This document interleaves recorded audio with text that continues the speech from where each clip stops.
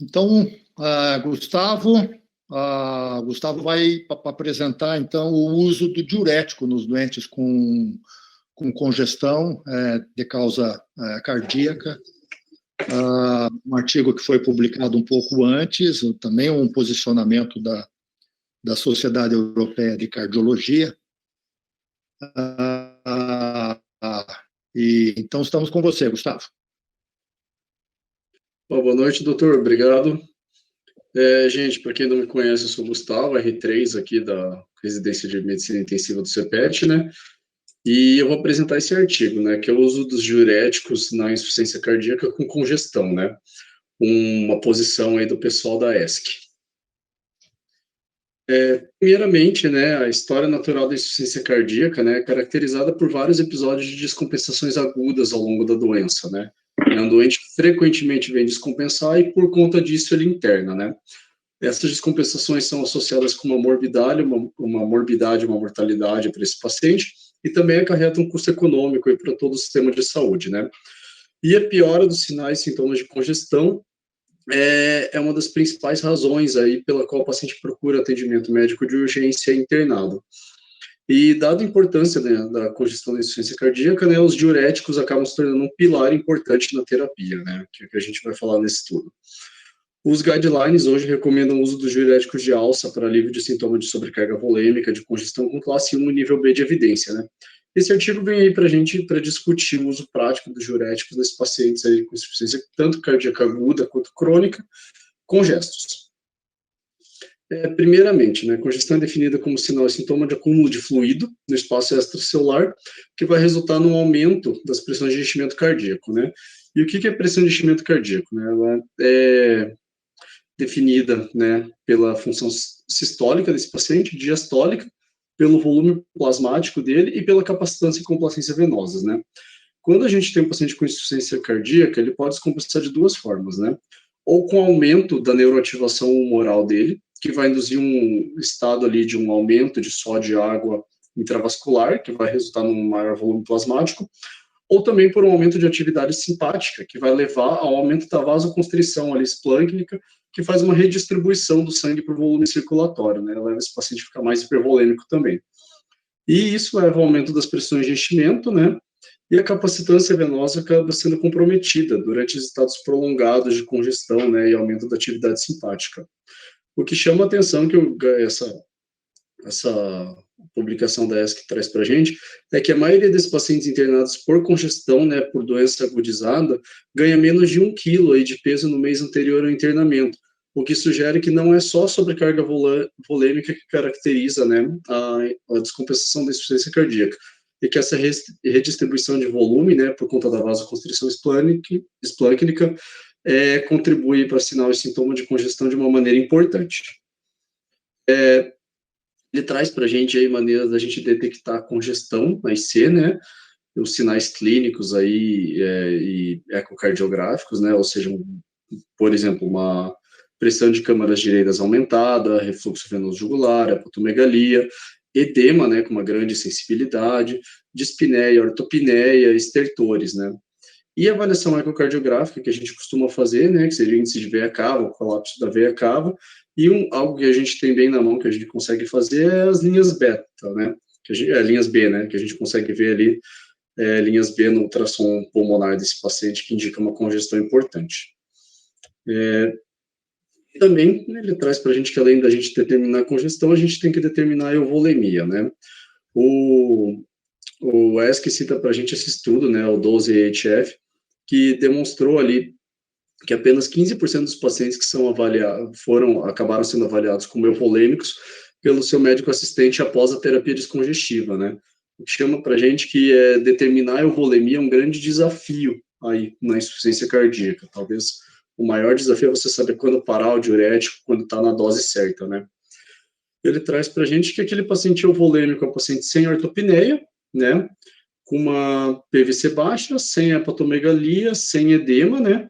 Que aguenta andar pelo menos 300 metros naquele teste de andar de 6 minutos, que tem um ProBNP baixo, um raio-x de tórax, né, normal, limpo, né, sem sinais de congestão, uma veia cava, né, que não tenha, né, um diâmetro alargado e que tenha uma colapsabilidade boa, né, que acabe colapsando mais do que 50%. E também que no ultrassom de pulmão venha apresentar menos de 15 linhas B em pelo menos 28 sítios ali avaliados, né. Já o paciente congesto teria todo o oposto disso, né. E ele traz para a gente a avaliação dos diuréticos na insuficiência cardíaca desses pacientes, né. Os principais diuréticos que a gente tem aqui no Brasil, né, são a furosemida, os tiazídicos e os mineralocorticoides, né, espironolactona. Ele traz para a gente também a cetosalamida, que vai agir ali no néfron proximal, né. A furosemida, como a gente sabe, é um diurético de alça, né, faz a maior parte de reabsorção do sódio, né, a alça de Henle. Então, é o diurético que a gente tem com maior potência de exfoliação de sódio. A hidroclorotiazida vai atuar no tubo contorcido distal na parte proximal dele, enquanto a espironolactona vai atuar na parte distal. E aí a gente tem os vaptanos, né, que ele fala ali, que vão atuar na parte descendente do néfron, aos ductos coletores. Em relação a esses diuréticos, né, o artigo traz para a gente uma tabela aí das doses, que sugerem ser as doses iniciais e doses máximas, né, tempo de meia-vida e a biodisponibilidade oral. O que chama bastante atenção dessa tabela é que o espironolactona, por exemplo, né, os mineralocorticoides têm um tempo de ação muito longo, apesar de uma biodisponibilidade oral muito boa, e os diuréticos de alça mostram para a gente que realmente são os preferidos, né, por ter uma boa potência na fração excretora de sódio, embora uma biodisponibilidade oral bem ruim, né, a furosemida chegando até de 10 a 100% de absorção, né, depende do paciente, do clearance de creatinina e tudo mais. Acho que dessa tabela é isso. Daí ele traz para a gente as metas terapêuticas, né, na IC. Primeira coisa que a gente pensa na IC aguda é tirar esse paciente do processo de congestão dele, né, ao mesmo tempo manter uma perfusão tecidual adequada, né, manter uma pressão de perfusão dos outros órgãos que não vá prejudicar ele, e manter os tratamentos guiados pelos guidelines aí de tratamento de C, né. As medicações que a gente usa normalmente, né, beta-bloqueadores, bloqueadores do sistema renina-angiotensina, IECA, podem aumentar a resposta ao diurético, né, e não é adequado tirar, só quando necessário. E assim que a volemia é utilizada, a gente deve manter os diuréticos de alça na menor dose possível para manter o paciente euvolêmico, né. E, após otimizar a volemia desse paciente, após alta, a gente tem que envolver eles num programa de cuidado multidisciplinar de C, né, com acompanhamento psicológico, nutricionista, fisioterápico, reabilitação cardíaca e tudo mais. Aqui ele traz para a gente o fluxograma de tratamento desse paciente congesto, né? A Bruna já passou para a gente o fluxograma de tratamento, esse aqui é um pouco mais simples, essa publicação veio antes, né? Mas, realmente, na fase aguda, a gente tem que avaliar esse paciente e ver se ele já usava diurético previamente ou não, né? No paciente virgem de diurético, a gente começa com uma dose de furosemida ali equivalente a 20, 40 miligramas EV. No paciente não virgem, o ideal é você começar de 1 a 2 vezes o que ele já usava de via oral, só que fazendo venosa, né? E os dois esvaziam a bexiga nesse primeiro momento. A partir daí começa a coletar a urina dele e tem duas coisas que a gente vai precisar ver, né? A partir de 2 horas, qual que é o sódio urinário desse paciente e depois de 6 horas, né, ver qual é a quantidade de diurese, débito de urina que ele está tendo, né? Tendo uma excreção de sódio de 50 a 70 mEq por litro e uma diurese maior que 100 a 150 ml por hora, a gente está indo pelo caminho certo, né? Reavalia se esse paciente ainda está congesto. Se tiver, repete uma dose igual de diurético aí se ele tiver congesto, né? Bom, se ele não tiver congesto, pode repetir a dose de diurético, né, e avaliar ele. Caso esse paciente não esteja excretando a urina de maneira adequada, não esteja excretando sódio de maneira adequada também, a gente pode dobrar essa dose de diurético e reavaliar ele, né? E fazer isso até a gente chegar à dose máxima de diuréticos de alça aí, né? E sempre reavaliar a cada 6 horas. Isso no primeiro dia, tentando tirar ele da fase de congestão, né? No segundo dia, após as primeiras 24 horas, a gente tem que avaliar se ele persiste congesto, né? Se esse paciente persistir congesto, a gente tem que avaliar o débito urinário dele nas últimas 24 horas, que foi o que a Bruna mostrou, né? Se esse paciente está tendo um débito maior que 3 a 4 litros aí a cada 24 horas, tá ótimo, dá para manter a dose dele e avaliar até ele melhorar a congestão. Caso o débito urinário esteja menor que 3 a 4 litros, né, o ideal é dobrar a dose de diuréticos de alça, né, até chegar no máximo e ir reavaliando a cada 6 horas. Se eu ainda tiver uma diurese menor que 100 ml, eu posso ir aumentando a dose de diurético. Caso eu ainda não tenha uma melhora desse paciente, né, eu posso combinar as terapias, né. Como primeira linha do tratamento adjuvante, eu vou entrar com os tiazídicos, como segunda linha com a cetazolamida, né, como uma terceira linha, tentar com os agonistas SGLT2, né, de acordo com aquela tabela que eu mostrei para vocês. Não deu certo, fiz a terapia diurética, esse paciente continua congesto, não está urinando, a gente tem que pensar em partir para diálise, né, e tirar o F desse paciente. Após ele melhorar, né, a gente tem que fazer incluir ele num programa multidisciplinar, avaliar a estabilidade dele com medicações orais por pelo menos 24 horas. Esse paciente, quando for de alta, a gente tem que avaliar ele no ambulatório em no máximo 2 semanas, ter exames laboratoriais dele em no máximo 2 semanas, né, estabelecer uma dose de diurético para ele, para fazer pioral, que não mantenha nem ele congesto, nem vai depletar ele, e esse paciente tem que ter um plano claro de tratamento aí com os diuréticos, né? Inclusive, se mantiver sintoma, piorar sintoma, ele tem que ter um plano B de como aumentar ou diminuir isso aí, né? Tem que ser passado para ele. E motivar e envolver esse paciente aí, a equipe, para ter o melhor cuidado possível, porque ele pode e vai ter uma nova descompensação se ele não cuidar direito, né? Em relação aos diuréticos de alça, né, a gente já mostrou naquela tabela, mas a furosemida, né, inibe a sódio-potássio 2-cloronossodiene ascendente, possui a maior potência diurética dos diuréticos que a gente tem hoje, excreta os 3 íons que a gente tem, e a furosemida tem uma baixa disponibilidade vioral, como eu já falei. Esse estudo que eu citei anteriormente, o 12AHF, demonstrou que nas descompensações a gente pode usar até 2,5 vezes a dose usual domiciliar da furosemida, com pelo menos um equivalente de 80 miligramas por dia dela em comparação com a dose usual. E, assim, houve uma melhora nos desfechos secundários dos pacientes, né, alívio da dispneia, perda de peso e perda de fluido. E que pacientes com maiores doses apresentaram aumento de creatinina, que não foi associado com piores desfechos, né, em relação à mortalidade. Os tiazídicos. A hidroclorotiazida, que a gente usa bastante, tem uma meia-vida mais curta, né, e ela tem que ser administrada quando adjuvante próximo aos diuréticos de alça, para potencializar o efeito.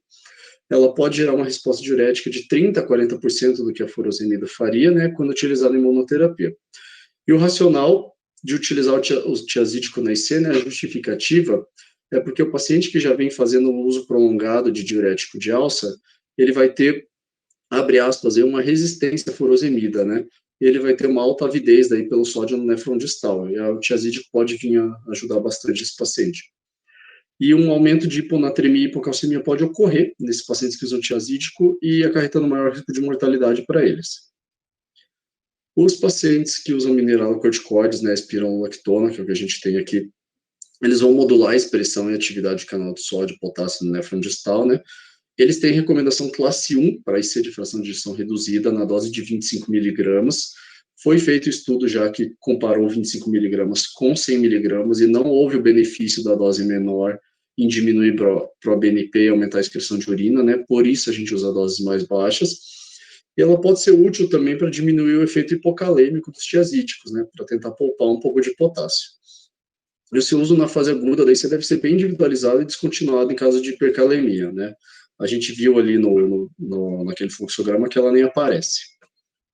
E a cetazolamida, que eu citei antes, né, ela vai inibir a absorção de sódio nos túbulos proximais, e ela foi estudada aí com um estudo observacional que mostrou que a adição de 500 miligramas de cetazolamida com diurético de alça aumentou a resposta em 100 milimol de excreção de sódio para cada 40 gramas de furosemida, ou seja, é um bom adjuvante para excretar sódio.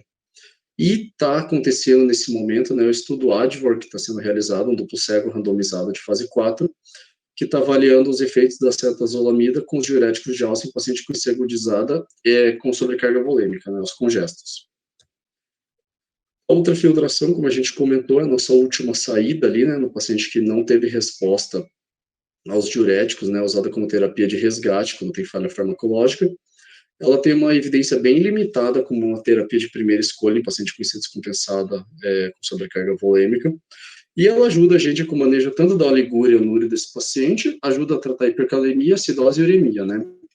E ela apresenta um prognóstico bem ruim em paciente com baixa pressão de perfusão, paciente que está mal perfundido, né? É um paciente que a gente já espera que tenha mau prognóstico pela piora, pelo quadro clínico, né? E tem um aumento de risco de infecção e sangramento relacionado ao catéter, né? Afinal, é um procedimento mais invasivo. Em relação a distúrbios hidroeletrolíticos, né, a gente pode esperar nesses pacientes hiponatremia, tanto por diluição quanto por depressão, né? E aí o tratamento é retirar os diuréticos que a gente está usando, né? Tentar corrigir esse distúrbio. Tanto hipocalemia, principalmente em quem está usando diurético de alça ou os tiazídicos, e hipercalemia em quem está usando os mineralocorticoides, né? E são condições que podem trazer aí malefícios para o paciente, arritmias e até parada cardíaca, né? Os diuréticos na IC crônica, a gente já tende a fazer de um jeito bem diferente, né? Na IC aguda, a gente faz altas doses, tem que tirar esse paciente do estado de sobrecarga volêmica dele. Na IC crônica, a gente tem que tentar usar a menor dose possível para deixar ele euvolêmico, né? Trazem para a gente que a dose de diurético de alça é variável, né? Que os diuréticos são as únicas drogas, tanto no paciente com IC-FER, quanto IC-FEP, quanto IC de fração intermediária, com classe 1 de recomendação, né? E os diuréticos de alça são utilizados para prevenir os sinais e sintomas da congestão. O efeito prognóstico do uso de diurético ainda é desconhecido, né? Mas claramente os pacientes com risco de congestão apresentam bom benefício para o uso. E pacientes com baixo risco de congestão, o uso de diurético pode ser deletério, né? E acarretar em distúrbio eletrolítico, uma ativação neurohormonal e piorar o quadro desse paciente, um declínio acelerado da função renal e hipotensão sintomática também, né? Ele traz para a gente realmente que é aconselhável usar a menor dose possível, ajustar de acordo com as necessidades individuais de cada paciente. O estudo Champion foi feito comparando aí quais eram as ações mais feitas pelos médicos aí que tratam IC, né? Mostrou para a gente que a mudança da dose de diurético foi a mudança mais comum de conduta. Então, assim, é algo bem sensível que a gente tem que fazer. E que ainda existe incerteza quanto à dose de diurético na alta desses pacientes. Avaliar a euvolemia deles é muito difícil. Em paciente que já utilizava diurético previamente uma descompensação, né, provavelmente uma dose maior pode ser utilizada nesses pacientes. E definir a dose de diurético na alta é um desafio e vai requerer um follow-up adequado, tanto laboratorial quanto de exame clínico, né, avaliação ambulatorial. Os pacientes com a classificação NIRA 1 e 2, né, tendem a utilizar a mesma dose de diurético que os pacientes em status 3 e 4, né, então talvez a gente esteja pesando muito a mão quem tem um status funcional melhor. E os guidelines da ESC, né, que recomendam uma baixa ingesta hídrica de sal para esses pacientes, pelo menos que 6 gramas de cloreto de sódio por dia. Ainda existem alguns gaps no conhecimento entre o tratamento da IC, tanto aguda quanto crônica, com diurético, né? São necessárias mais pesquisas para determinar uma estratégia ideal com diurético e otimizar o paciente para euvolemia. O papel do sódio urinário ali, que a gente viu naquele fluxograma para avaliar a resposta na terapia, né, com os diuréticos, ainda é um pouco obscuro, controverso, né? Eles têm a indicação deles, mas ainda faltam estudos para definir qual que é a melhor quantidade de sódio urinário excretado, né? E o papel da solução salina hipertônica em conjunto com o diurético, né, que a gente costuma chamar de salgadão, ainda precisa ser melhor estudado. Ele é suportado por diversas análises, mas os estudos que foram feitos têm algumas restrições metodológicas, né? E são necessários mais ensaios clínicos randomizados para avaliar outros diuréticos, além dos diuréticos de alça e mineralocorticoides, né, tanto no agudo quanto no crônico. E nós precisamos achar novos métodos farmacológicos ou não farmacológicos para atingir a volemia desse paciente sem causar lesão orgânica, né? E, por enquanto, tem alguns estudos sendo feitos atualmente que podem mudar esse panorama aí para a gente procurar medicações melhores, tratamentos mais adequados para esses pacientes. É isso, pessoal.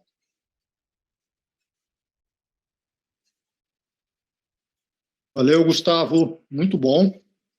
Também é um artigo amplo, comprido, difícil de fazer o resumo, mas acho que você passou aí no núcleo e aquilo que era mais importante como uma visão geral da utilização do uso de diuréticos no doente com congestão por insuficiência cardíaca congestiva. Não é nenhuma novidade a dificuldade de se avaliar a volemia, né? Nós fazemos isso todos os dias. No doente com insuficiência cardíaca não deveria ser muito diferente. Mas vocês têm aí um modelo, um quadro bastante bonito de avaliação clínica de beira de leito, na maior parte das vezes, utilizando dados clínicos,